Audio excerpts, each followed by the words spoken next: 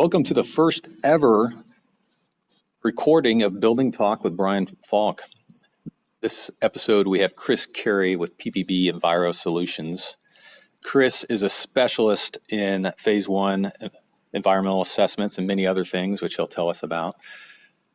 Building Talk with Bryan Falk is going to have a bunch of different episodes throughout the weeks. And what we're going to do is we're going to ask questions to people that are extremely talented in certain areas of building projects, and we're going to learn from them. And I'm an architect, and I hope to educate other architects. And I also hope to educate building owners, engineers, contractors, anybody that's involved in the building process. So Chris, tell us a little bit about yourself and what you specialize in. Thanks, Bryan, for having me. Like you mentioned, I'm a project manager with PPB Enviro Solutions. Our firm's an environmental consulting firm that focuses on due diligence practice, as well as environmental cleanup and restoration. I'm a geologist by training. I'm a professional geologist licensed in the state of Kansas, and I have about 12 years of experience involved with environmental remediation projects and due diligence assessments. Excellent. So it sounds like I'm talking to the right person. Chris and I know each other well. We actually office in a coworker space together in downtown Topeka, and I knew he'd do a great job and help me get through this first episode. Tell me, when is a phase one required? Is there certain things that trigger a phase one, or when would you recommend a building owner get a phase one? Typically, for any commercial or industrial development activity, a phase one is going to be recommended. Also, for large-scale residential developments. What a phase one does is it evaluates existing site conditions to determine whether there are any recognized environmental conditions that might be associated with the property. For instance, if the property was formerly used as a gas station or a dry cleaner, or there may be some other source of pollution or environmental concern that someone would want to be aware of prior to buying the property.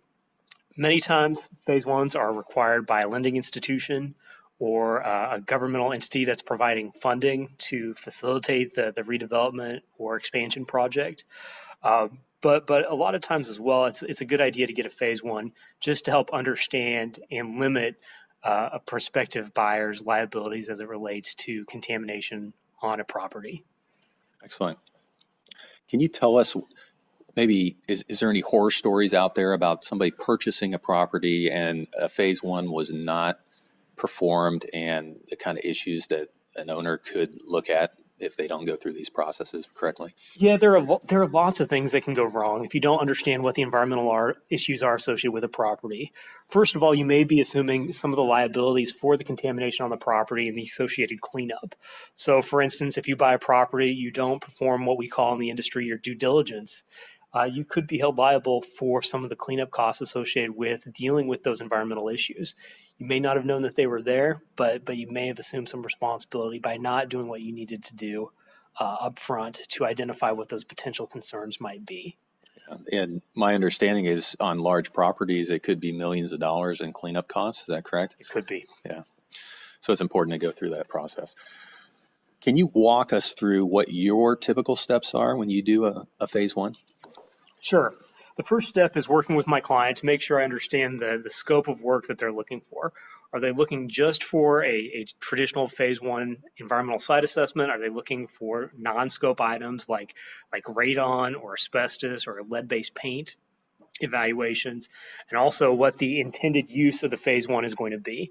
For instance, in Kansas, if you're using the phase one to obtain a certificate of environmental liability release from the state of Kansas, then the phase one needs to have certain elements that are not part of the ASTM standard for phase one. So the first step is making sure that you understand what the intended use of the phase one is. The next step is to talk with the prospective buyer, your client, about what information they have regarding the property. Are there existing environmental reports out there? Is there information available on publicly available websites regarding the environmental conditions on the property? As part of phase one, you also contact a number of governmental agencies. You do a site inspection. You talk with the current owner of the property. You try to identify and talk with previous owners and tenants of the property to come up with an overall picture of what's happened at the property over time and how those uses have changed and which of those uses may have contributed to potential environmental issues on the property. So I hadn't heard about the state of Kansas having a liability release.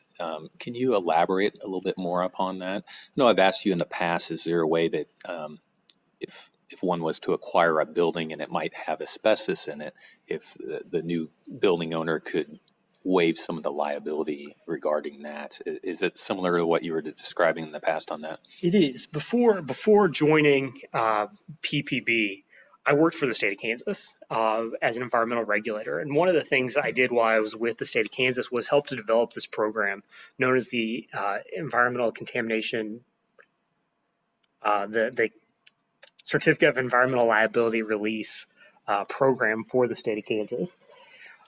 What this was intended to provide state level protections for prospective buyers for environmental liability. Prospective buyers could always get under the Superfund laws and the brownfields laws could always get liability protection from the state or from the United States, but they couldn't get that same type of release from the state of Kansas. And so I worked with stakeholders in the private sector to come up with the certificate program so that people could get released from environmental conditions. Now, you mentioned asbestos. Asbestos and lead-based paint and naturally occurring radon are specifically exempted from those laws. The laws really are focused on environmental conditions related to spills or releases of hazardous substances. Okay, I gotcha. So there's more about gas station cleanup kind of, or Exactly. Yeah. Okay. Is there any common pitfalls that we should be watching out for as building owners, architects, engineers, people that are engaged in this process? What are some of the issues that sometimes come about with a phase one? Is there anything that we should be watching? I've never encountered any issues, but have you seen issues in the past or read about or? Yeah, I mean, predominantly the issues are associated with the recognized environmental conditions that are identified. And you need to make sure as a user of a phase one that you understand what that means, what the recognized environmental conditions are, and confirm with your contractor that those are in fact recognized environmental conditions. If you identify RECs or recognized environmental conditions, oftentimes it's going to mean that you're going to move forward with the next phase of assessment, which is called a phase two assessment. A phase one typically doesn't involve the collection of any environmental samples. Those samples would be collected if any RECs are identified in the phase one. So if something is mischaracterized as a REC in a phase one, that's going to lead to a more costly, time-consuming phase two to be performed. Whereas if there are no RECs identified in a phase one, then there probably doesn't need to be a phase two assessment performed. So just making sure that your contractor that's performing the phase one fully understands and properly characterizes RECs as either a recognized environmental condition, a historical recognized environmental condition, which is a REC that's been fully addressed. So REC is an acronym for Recognized Environmental Condition. That's REC. Right. Okay. So, and then you have historical RECs, which are RECs that have been addressed. And then you have controlled recognized environmental conditions, which are environmental conditions that have been addressed but maybe not fully addressed. They can be addressed through things like institutional controls or deed restrictions to limit certain uses of the property. For instance, if you have low levels of contamination that would maybe be too high to allow for residential use, but there's a deed restriction in place limiting that future land use to non-residential purposes, that could be classified as a controlled recognized environmental condition. Okay. This is maybe a little bit of a loaded question, but are all phase one services the same? What different levels or types are there out there? So I know in the architectural field, if an owner was to approach one architect and get a fee, if they were approach another architect and get a fee. It really depends upon the scope of services. And so one architect could undercut the other architect because of they cut out construction administration or some other service that usually you want on a project. Can you elaborate a little bit about scope of services on phase ones and the types of services we should be looking for from our contractor that's providing that? Absolutely. And the most important thing here is that the scope of services is going to be dependent on the type of the property and the intended use of the phase one environmental site assessment. So a typical phase one is going to comply with the requirements in the ASTM standard. And that's very, very specific in terms of what's required. There are a lot of non-scope services, though, that can be performed as part of a phase one. That provides certain opportunities for cost savings on reporting and site inspections and things like that. And so if you are concerned about asbestos in a building, or if you're concerned about lead-based paint or other issues like that, that's something that you need to talk about with your consultant early on in the process to make sure that everyone has the same vision for how that phase one is going to be used. The other thing is the size of the property and the types of past uses. A greenfield space on the outside of town that's been used for nothing but agricultural purposes is going to be a pretty easy phase one for a consultant to write. However, if you're looking at developing a property, let's say in downtown Topeka, where we have 100, 150 years of past uses that need to be documented, that's going to take the consultant a lot more time and effort to develop the historical understanding of what that property has been used for and what potential releases may have happened over that 100 or 150 years of operations. So that's going to drive oftentimes significant differences in cost between one phase one and another, even if you're dealing with a property that's the same size. Gotcha. Is there anything that sometimes contractors providing phase one services might ask for additional services for after the fact that we should be watching out for and know about? The one thing that everyone needs to be aware of is who the users are of the phase one and who can rely on the phase one. When we enter into a contract with our client, we're providing the services for our client, and there's some liability associated with that. That doesn't mean that anyone else can just pick up the phase one that our client ordered and use it and rely on it to the same extent that our client does. So if you're looking at relying on a phase one that was prepared for somebody else, you need to make sure that you have reliance and the ability to rely on that phase one as if it was prepared on your behalf. So that key word is reliance. Absolutely. Right? Yeah, we've talked about that in the past as well. Can you tell me, I was doing some research and it appeared in the state of Kansas, or excuse me, in the state of Missouri, there is some dollars available for brownfield cleanup for grant dollars. Are you aware of any brownfield cleanup grants or dollars that could be provided to a project in Kansas? I haven't heard about this, but I was... Sure, the state of Kansas has a brownfields program. They get funding from the US EPA.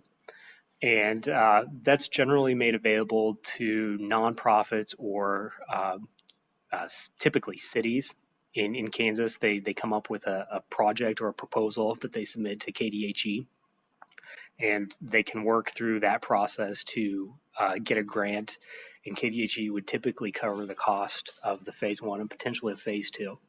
Mm-hmm. Okay, so that brownfield cleanup could be anything from spills to asbestos to lead paint to radon. Is that correct, or is it usually just spills? It's typically just related to hazardous substance releases, although I think they can do some other work associated with asbestos and lead-based paint on a case-by-case basis. Okay. We talked a little bit about some of the things that influence phase one services, the size of the property, the age of the property, what the past uses of the property are. Is there a way that an owner can minimize their costs?